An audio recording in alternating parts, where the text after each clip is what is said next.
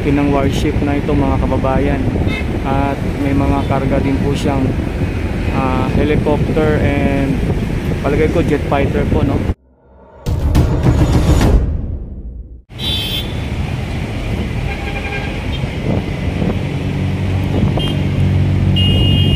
Magandang araw muli mga kababayan, at ito po yung ating pinaka-update dito ngayong araw dito po sa Manila Baywalk, Dolomite Beach.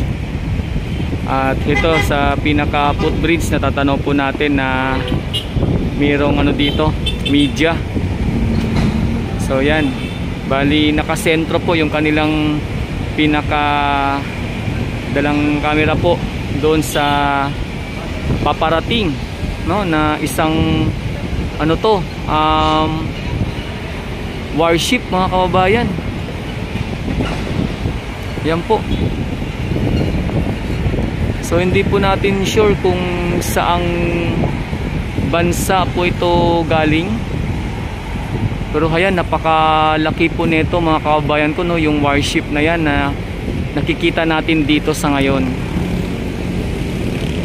Yan, hindi lang po natin talaga totally ma-zoom kasi lumalabo na.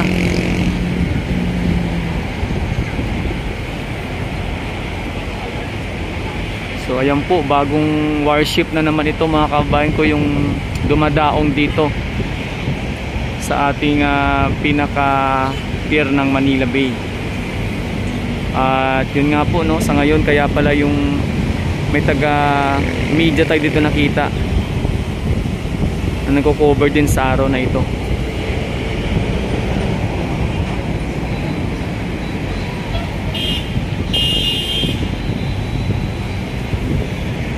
Grabe, ang laki ng warship na to mga kababayan, no?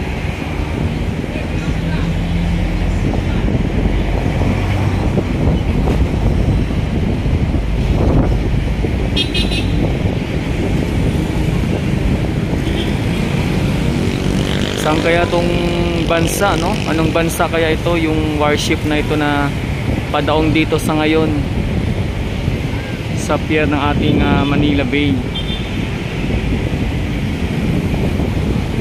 So yan, tanaw po natin dito. At sa ngayon, ayan po, merong taga-media na kino-cover po yung palapit at padaong na sa araw na ito mga kababayan dito sa ating bansang Pilipinas.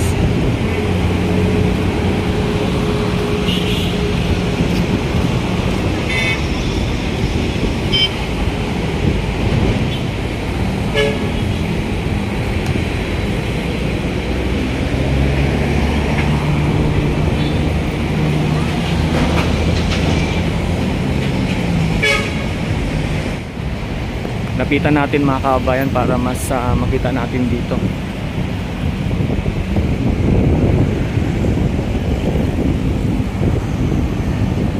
Grabe, may panibago na namang warship na padaong sa pier ng Manila Bay.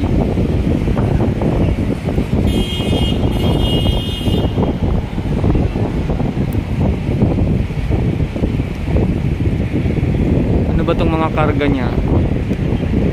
Parang ang daming karga, oh.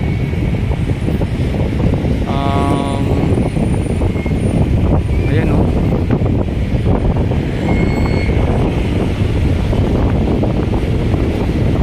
So maliban sa helicopter na natin dito sa may side, helicopter din kaya ito?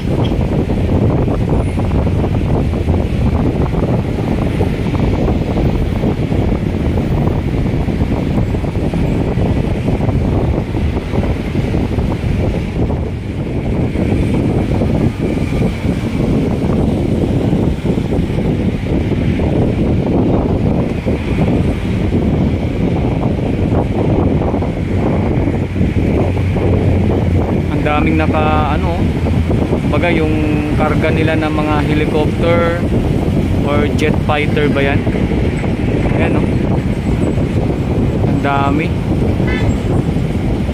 Halos mapuno yung pinakaunahan mga kababayan.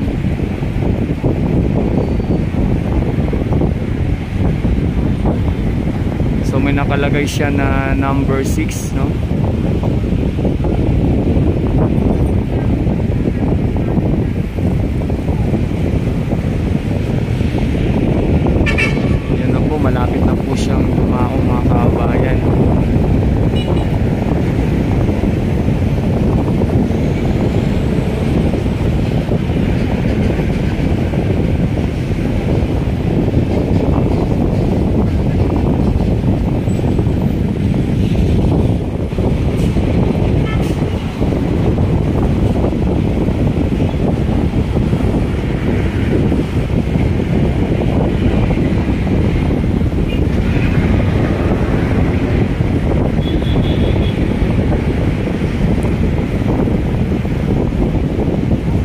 yun mga kabayan ko, atin na lang po itong abangan, no?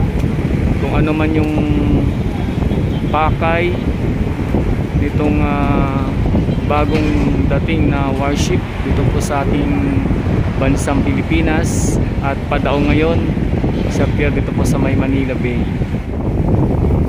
Sa ngayon, maliban po sa akin, ayan po yung may dito, may taga media na nagpo-cover ngayon sa papadaong na warship na yan.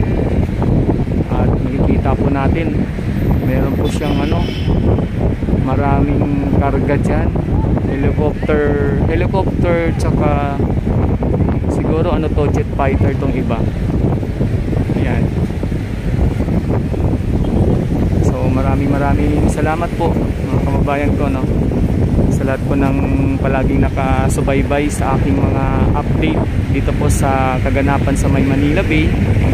At syempre ngayong araw nga po ito nakikita natin yung padaong na warship at ating pong aalamin kung ano po at kung hanggang kailan po yan dito sa ating bansang Pilipinas. Maliban po sa warship mga kababayan natin nakikita sa ngayon, ayan po, kahit medyo malakas ang hangin, makulimlim po ang paligid, atin po nakikita yung mga namamasyal dito sa ating napakagandang Manila Baywalk Dolomite Beach. Ayun. So, ito po yung pinakaganap dito sa ngayon mga kababayan. Walang masyadong tao, no? Kakaunti lamang. Pero syempre tanaw po natin ang kagandahan ng ating Manila Bay.